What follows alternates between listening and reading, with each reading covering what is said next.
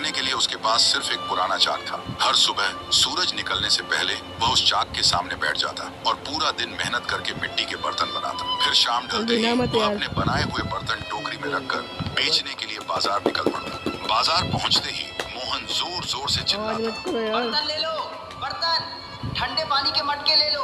उसकी आवाज सुनते ही आसपास के लोग इकट्ठा हो जाते और धीरे धीरे उसके सारे बर्तन बिकने लगते और उन्हीं पैसों से उसका गुजारा चलता।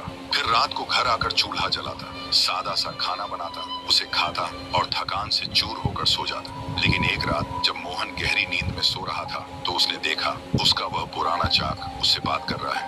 मोहन, तू ईमानदार है, मेहनती है, लेकिन याद रखना कल सुबह जब तू पहला बर्तन बनाएगा उसे कभी मत बेच।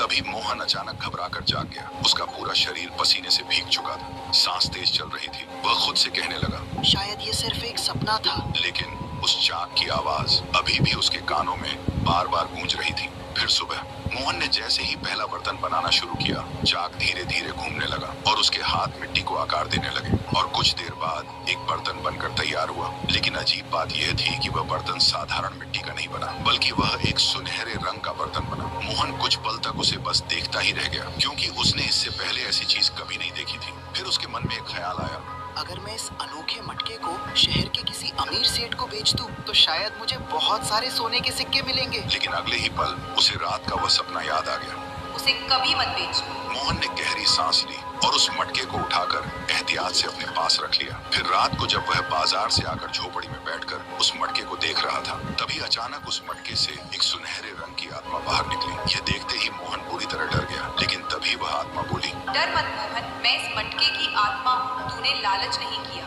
इसलिए मैं तुझे वरदान देती। इतना कहकर आत्मा ने अपना हाथ हवा में घुमाया और अगले ही पल मोहन की छोटी सी झोपड़ी एक खूबसूरत पक्के घर में बदल गई। उसके फटे हुए कपड़े नए कपड़ों में बदल गए। तभी वह आत्मा बोली, और जब भी तुझे अनाज की जरूरत होगी, इस जादुई मटके से मांगना, तुझे मिल जाएगा और ये मटका कभी खाली नहीं होगा। लेकिन याद रखना, इस वरदान का उपयोग सिर्फ भलाई के लिए कर। इतना कहकर वह आत्मा गायब हो गई। फिर देखते ही देखते मोहन अमीर बन गया, लेकिन उसने अपना कर्म नहीं छोड़ा। वह अब भी बर्तन बनाता था। वह अब जरूरतमंद लोगों को मुफ्त में अनाज देता, भूखों को खाना खिलाता और सबकी मदद करता। धीरे धीरे लोग मोहन की इज्जत करने लगे, उसकी ईमानदारी की मिसाल देने लगे। और तब मोहन को समझ आया कि अगर इंसान लालच छोड़कर सच्चे मन से मेहनत करे तो किस्मत खुद उसका साथ देती है।